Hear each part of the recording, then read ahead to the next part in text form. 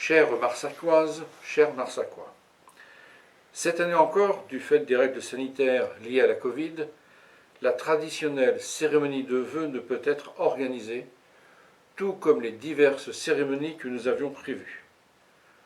Toute l'équipe municipale le regrette, mais votre santé est primordiale et nous aurons d'autres occasions de nous rencontrer. La quasi-totalité de nos engagements a été lancée et nous vous en ferons une présentation publique au printemps. Mais je tenais à vous présenter oralement nos principaux projets de l'année 2022. L'année 2021 a été consacrée en partie à la poursuite des projets engagés par l'équipe précédente, RD 6089 à la prunerie et surtout le diapason qui connaît un bon succès puisque plus de 150 nouvelles inscriptions sont déjà intervenues à la médiathèque. Le taux des impôts n'a pas varié pour la 19e année consécutive et, sauf surprise au niveau des recettes, il en sera encore ainsi en 2022. Le solde du déficit du lotissement Beaulieu sera purgé grâce à la cession du terrain correspondant à la phase 2. Vous avez pu constater que Péry-Ouest évolue, avec l'arrivée de nouvelles activités sur une partie du terrain du parc des expos de la CCI et de nouvelles enseignes le long de l'avenue Sudaire. L'année 2022 continuera dans cette voie, avec la présentation du projet envisagé sur leur parc des expositions, ainsi que plusieurs autres enseignes le long de l'avenue Louis Sudaire. Même si le développement économique est de la compétence du Grand Périgueux, j'y consacre une bonne partie de mon temps, car la réhabilitation de cette zone ancienne ne peut que rejaillir sur l'attractivité de notre commune. Je continuerai à aller à la rencontre du district économique marsacois pour les accompagner dans leurs projets. Ce projet d'envergure va être amplifié avec la mise en place de la navette ferroviaire Mussidan-Niversac et la réalisation de la halte de Marsac-sur-l'Île, dont le point d'orgue sera l'implantation de la passerelle à la mi-juillet. La commune va accompagner ces travaux en réalisant sur la plaine de Vieux-Moulin un espace de loisirs ouvert à tous les publics où des activités sportives et culturelles seront proposées. Cet espace de loisirs doit être aisément accessible et comme évoqué dans le cadre de la revitalisation du centre-bourg qui vous a été présenté en 2021, un projet de passerelle au-dessus de la voie SNCF sera étudié. Cet ouvrage permettrait également, grâce à la voie partagée de l'évêque du Chambon, au quartier de la Prunerie et du Chambon, de pouvoir relier le centre-bourg, car elle constituera un cheminement doux, véritable nécessité, comme le démontre la fréquentation de ceux mis en œuvre en 2021, route des Brandes et de la Pierre-Penlaire. Nous organiserons, dès que ce sera possible, une nouvelle série de concertations pour vous présenter l'avancement de ces deux projets. Qu'il s'agisse de la voie partagée route de l'évêque et du centre-bourg, le social fait partie de nos priorités.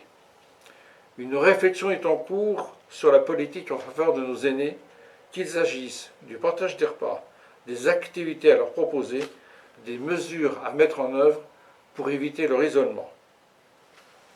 Les discussions avec les communes du canton, Coulonges-Chamiers, Chancelade, Razac-sur-l'Île, continueront pour approuver une politique jeunesse en lien avec la caisse d'allocation familiale d'ici la fin de l'année 2022.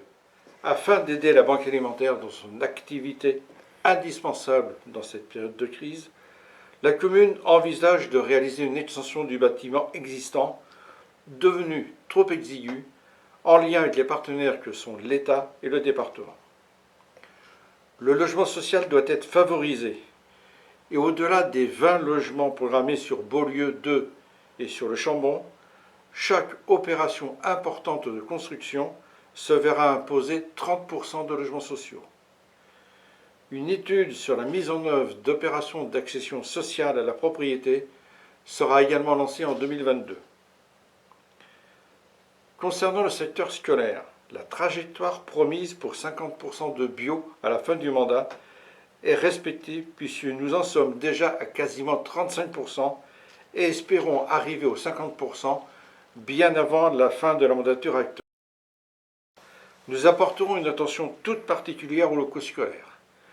Si le regroupement des deux écoles a été évoqué dans le cadre de l'étude de la revitalisation du centre-bourg, une telle décision ne pourra intervenir qu'après un avis très favorable de votre part et une analyse sur les conséquences financières d'un tel projet. De toute façon, l'ensemble constitué de l'école élémentaire, de l'ancien centre social, fera l'objet d'un embellissement complet, au même titre qu'une réflexion sur une modernisation, voire une réhabilitation totale de la MTL qui présente bien des inconvénients. Nous rencontrons toutefois des difficultés dans la réalisation de notre programme. Malgré les nombreuses rencontres avec Orange, le déploiement de la fibre n'est pas optimal, mais nous maintiendrons la pression pour que tous les logements marsaquois puissent être fibrés. De même, malgré des annonces et des contacts directs avec de nombreux partenaires, et comme beaucoup d'autres communes, nous n'arrivons pas à augmenter le nombre de médecins sur la commune, l'un d'entre eux ayant en outre annoncé son départ. Mais vous pouvez compter sur la ténacité des membres de l'équipe pour essayer de renforcer la présence médicale sur la commune. Le développement durable et la biodiversité constituent une trame essentielle de notre action. La gestion des parcelles forestières dont la commune est propriétaire en est un exemple, tout comme la réflexion engagée sur les cheminements doux. Quelques soucis sur l'implantation de panneaux photovoltaïques sont apparus, mais nous avons bon espoir de les lever en 2022.